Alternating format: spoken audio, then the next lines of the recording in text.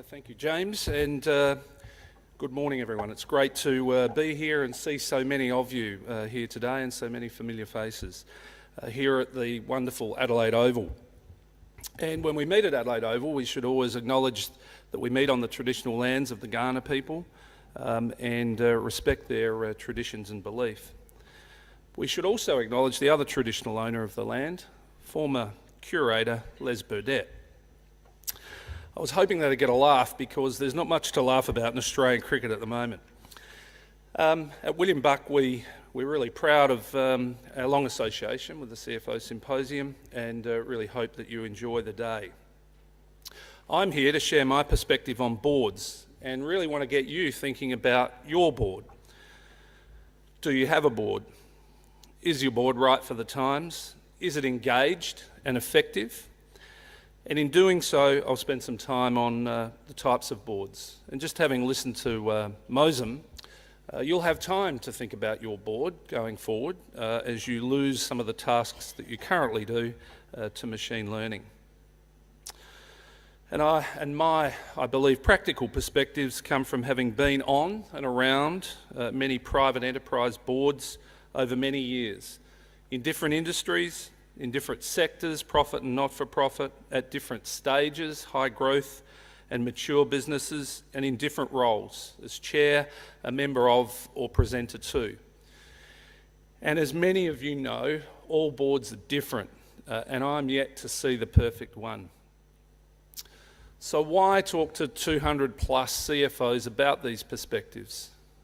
Because CFOs can, do, or should play a pivotal role in an organisation's board, not just in relation to the provision of information to the board and supporting decision making, but also in relation to some of the things I'll talk about today: type of board, how it operates, its composition, engagement and effectiveness. Most board members spend very little time directly involved with the business, meeting once a month at best, whereas as CFO, you're living it every day, but you also have a different psyche to the CEO. And the CFO relationship with the board can be pivotal in the successful operation of the board and, of course, in turn, the business. So we'll spend some time on CFO and board interaction as well. And I know there are all sorts and sizes of organisations represented here today. Some of you may have no board, and I know there are some listed companies with very established boards. So here's what we're going to cover today. Firstly, some time on the business life cycle, then the board life cycle, types of boards.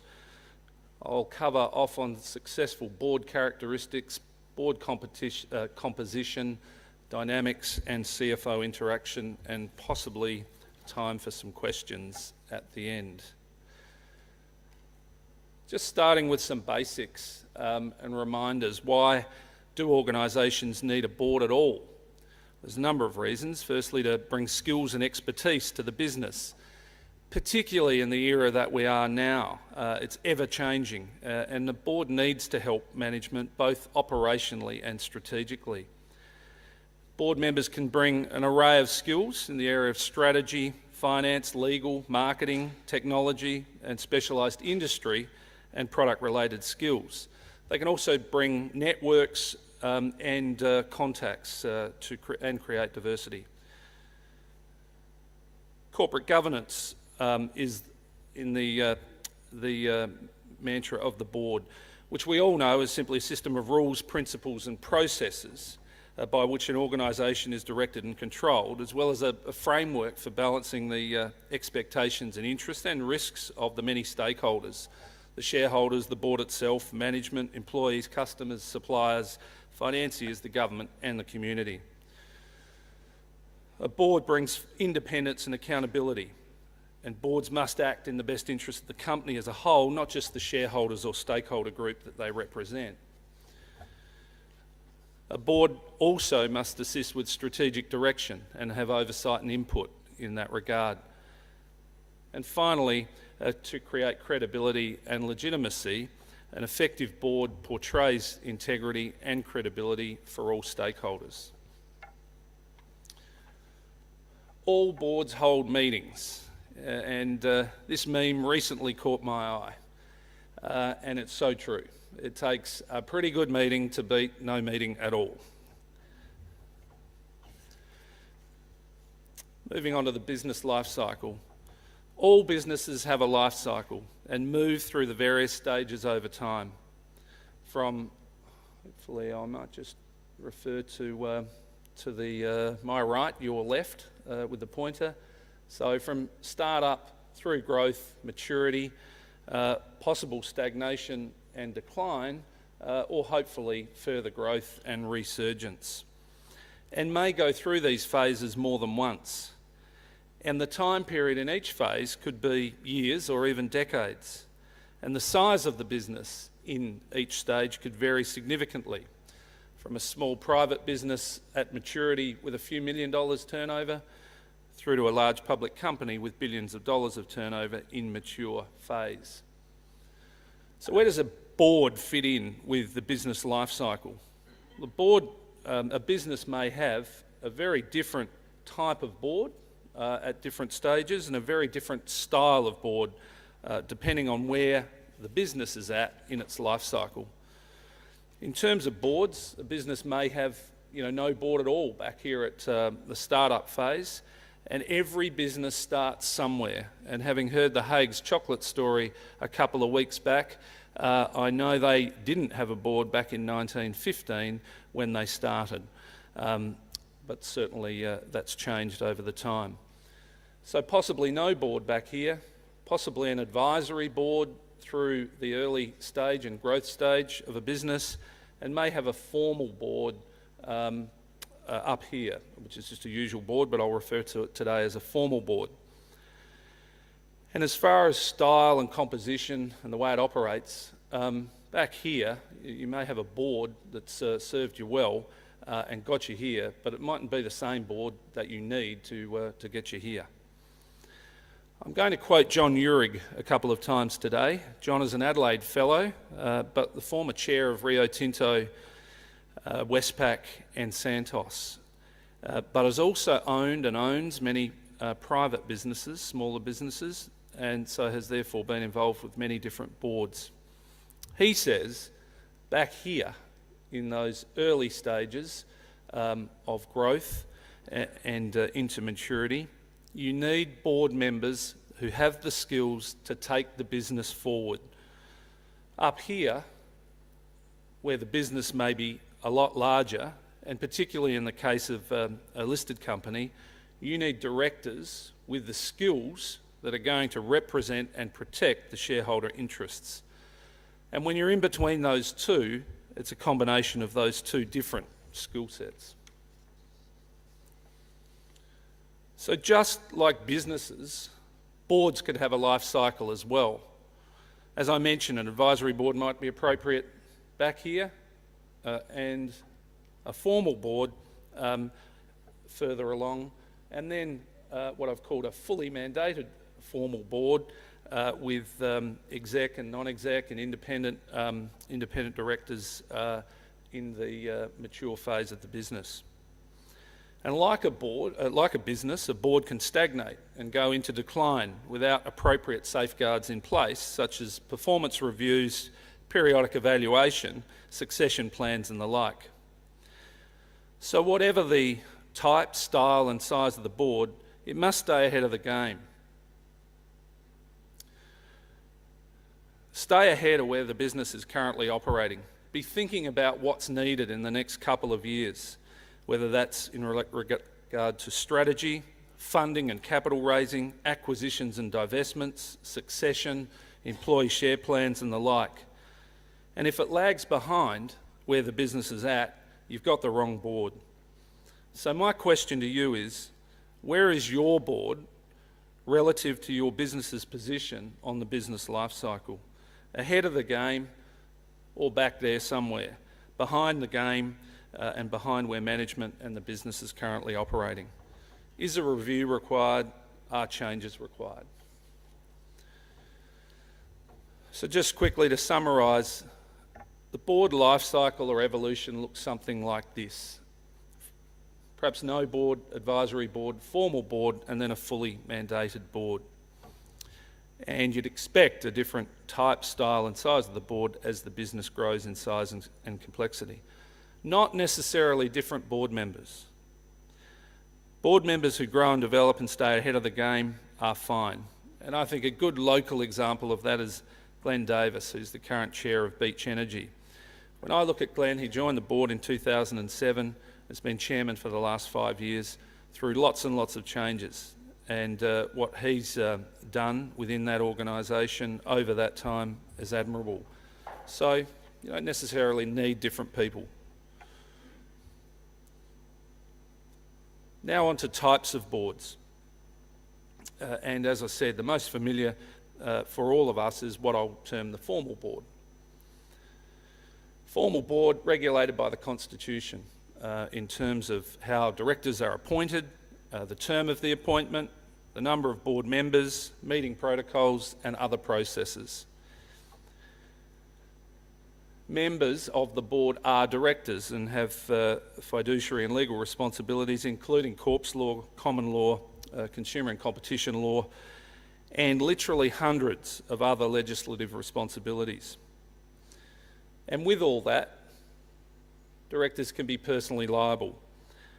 Directors are elected by the shareholders. Decisions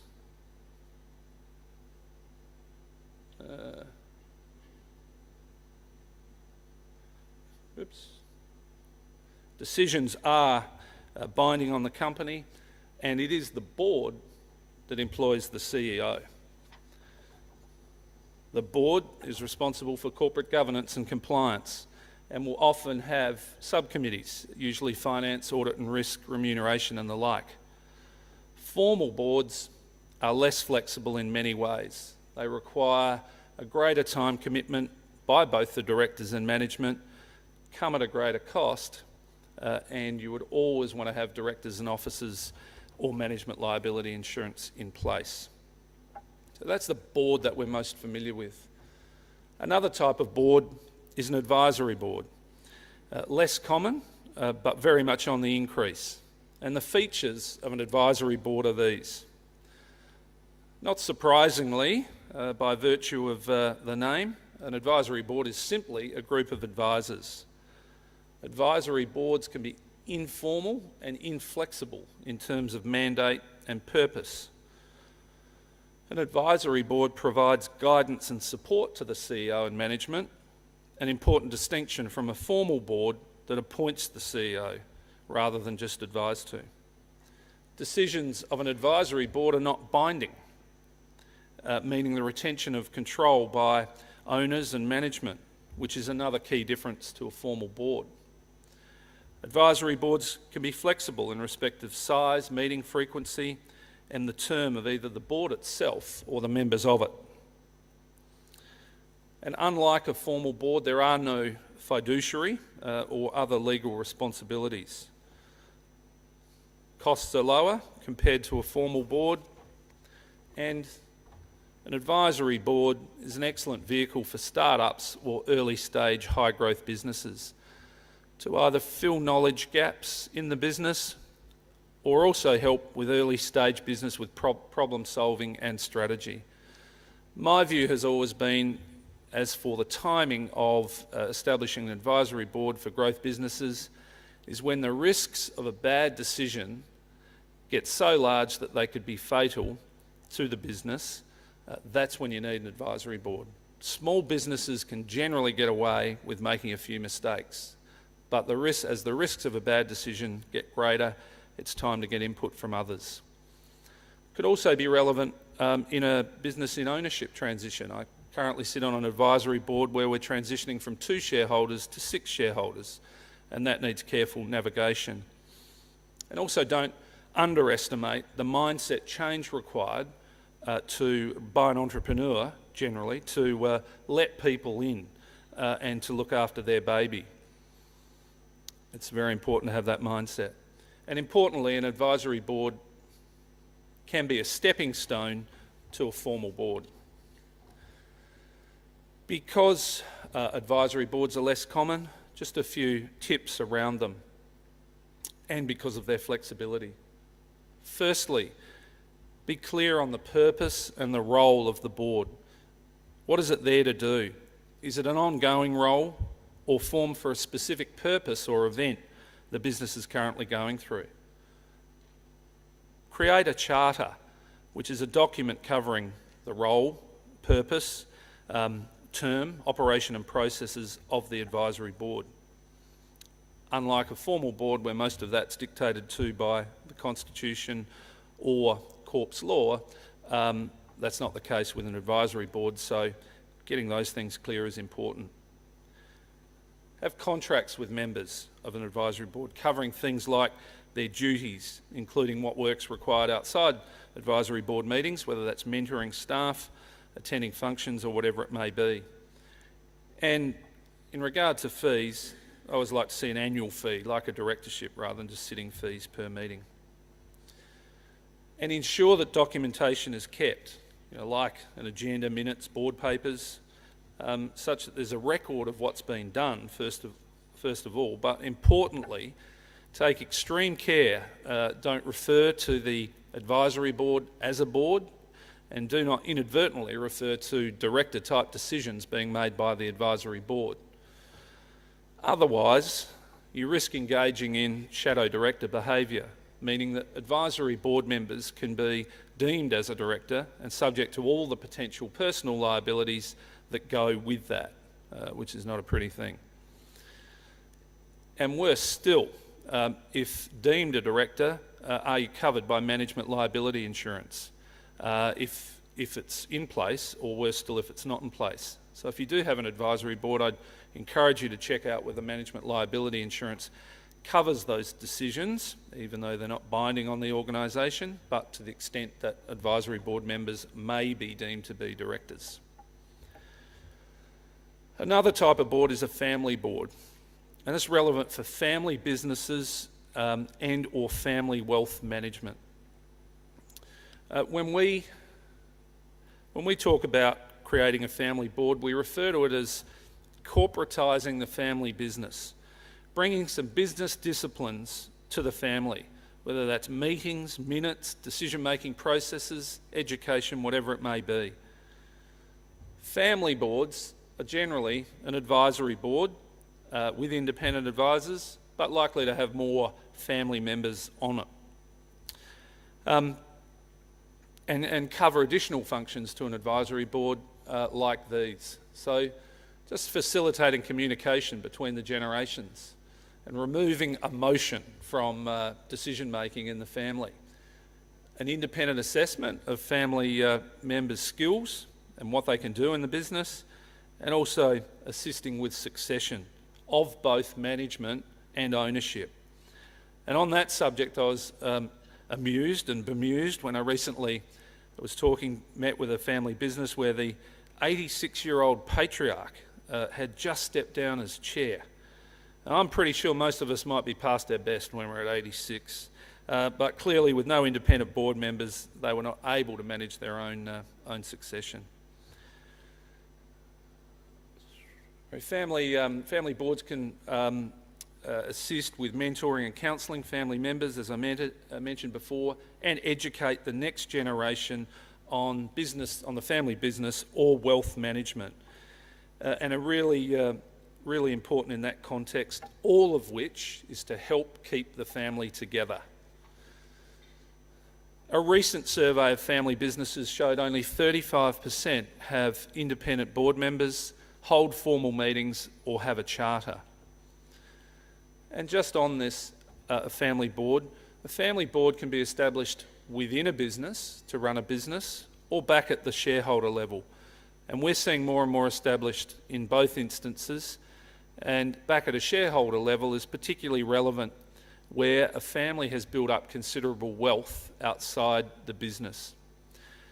I recall discussing the establishment of a family board with a family many years ago, and one of the family members astutely observed the level of wealth that we now have personally outside the business is above the value of the business when we started the board.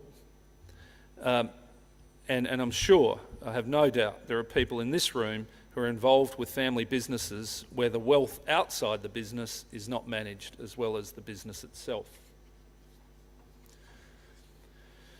When we think of organisations, we normally think one board for one organisation, but that may not necessarily be the case. They're not mutually exclusive. Let me explain. At a business level, you could have a board which could be a formal, advisory or family board. And then, particularly in the case of a private business, this could be complemented by a separate advisory or family board at a shareholder level. And it is even possible to have an advisory board work alongside a formal board. But care needs to be taken before a step like this. But the best example of that I've seen was with Tom Phillips, who was CEO of Mitsubishi Motors Australia a while back, whose formal board was full of Japanese parent company members. Tom had an advisory board that sat on the side that had a focus on the Australian market and brand to fill a void that existed in the formal board, and became a sounding board for him in relation to those things. So an advisory board on the side might be appropriate in certain circumstances.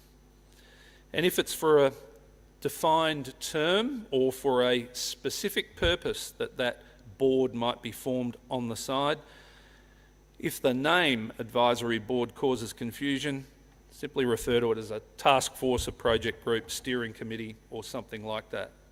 Main point being, it's a group of advisors put together for a specific purpose. Moving on to what I consider successful board characteristics. In no particular order, but a good chairperson is absolutely essential, and a good deputy.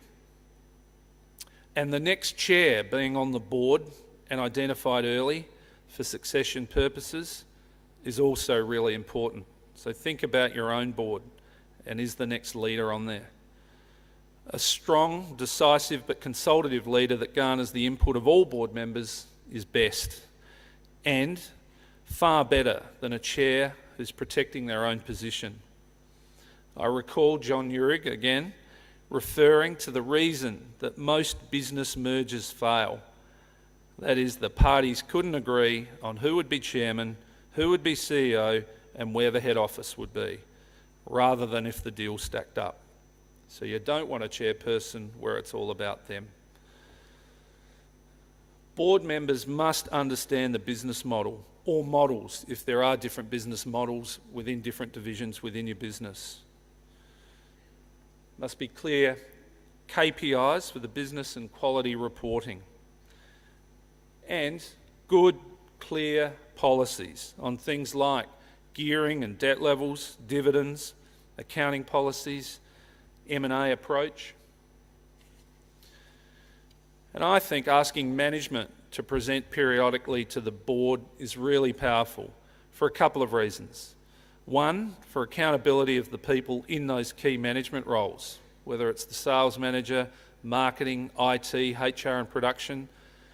For them to routinely come along and present to the board, I think helps them have clarity in what their role is. So I see that as a really important thing to do, and I don't see it in all boards. And the second reason for management presenting is to help board members understand exactly what's happening in the business.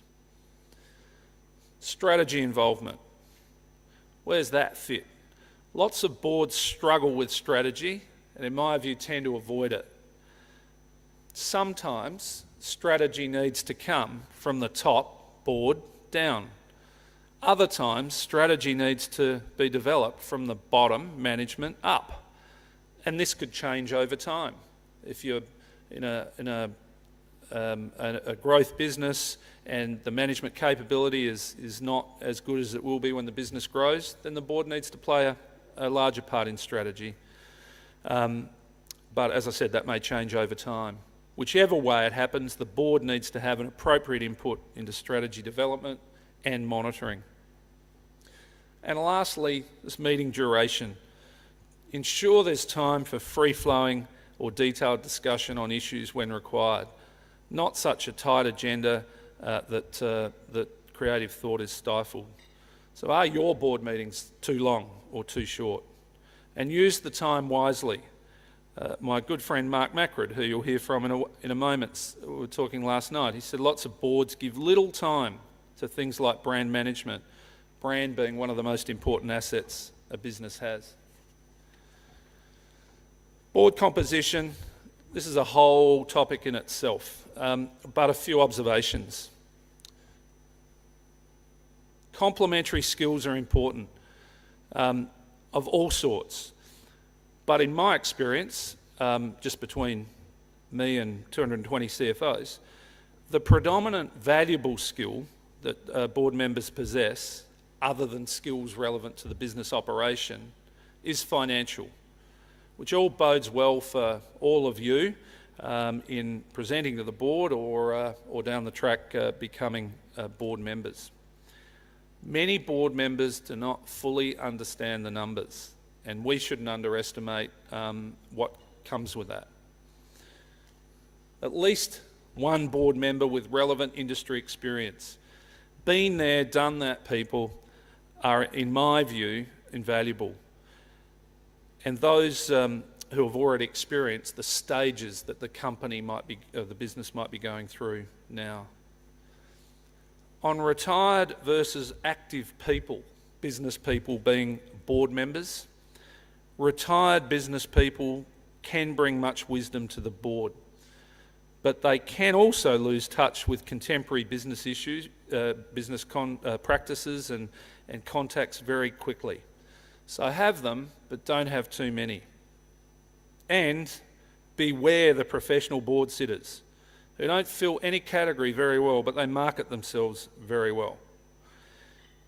Don't discount asking busy current business people to sit on your board. I've sat on a board for 12 years with someone that is the CEO of their own multi-billion-dollar business, thinking, where does he find the time? But for him, it's a case of giving back to the business community and supporting and bringing his skills to a growing business.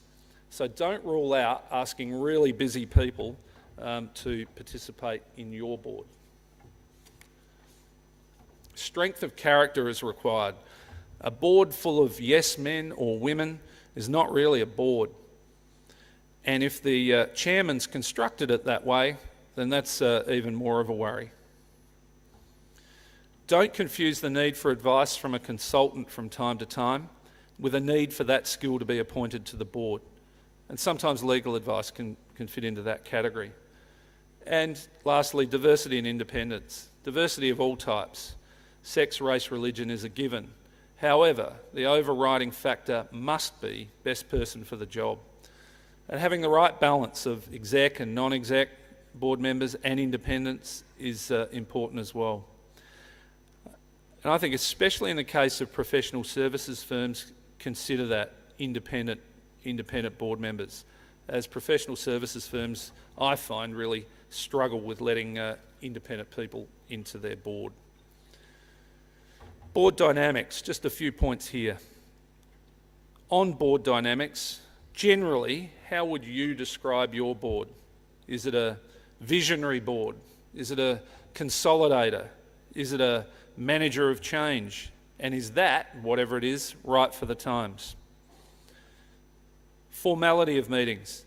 An old-fashioned formal style can stifle free-flowing debate or brainstorming, so not too formal. Mutual respect between board members and between the board and management is essential.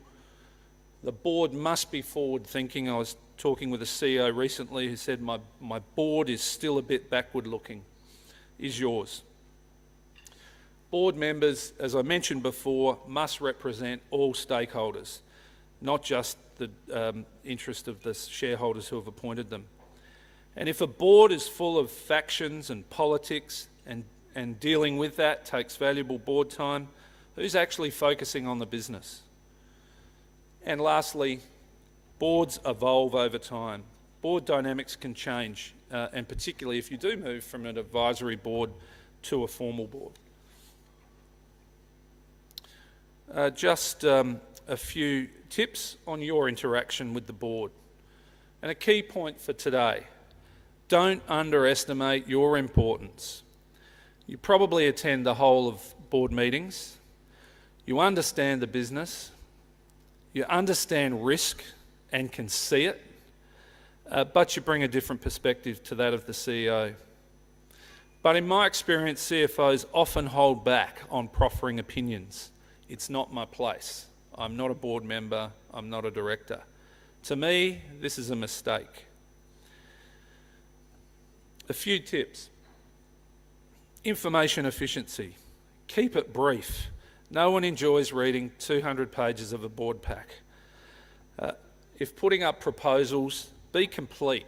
A half-baked proposal to a board will get dismissed.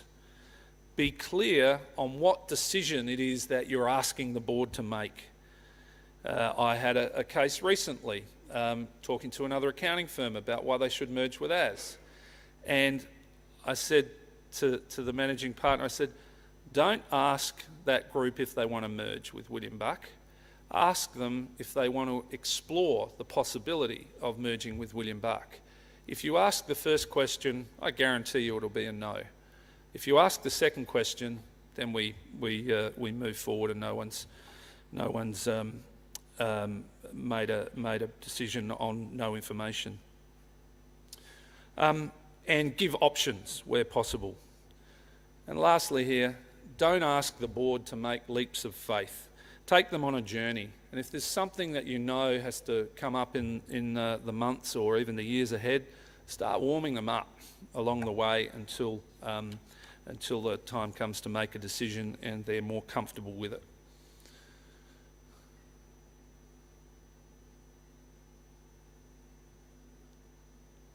So, in summary, think about your board.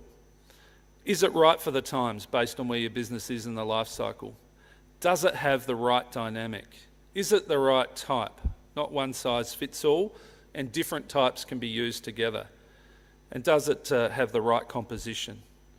Or is it time for a review of the board and the way it operates, or the members of that board?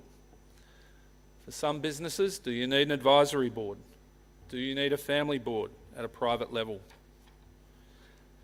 And as CFO, think about your relationships with board members, the chair and the other members. Is that relationship where it should be? And are structural and operational changes required, and can you help? Think about your importance to the business, and is it time to have a quiet word in the ear of the chair to look at some of the items that I've covered today? Don't hold back. Your board needs you. That concludes my presentation. No matter what the size or type of organisation you're involved with, I hope there's been something in that for you. And I'll hand back to James and take any questions. Thank you.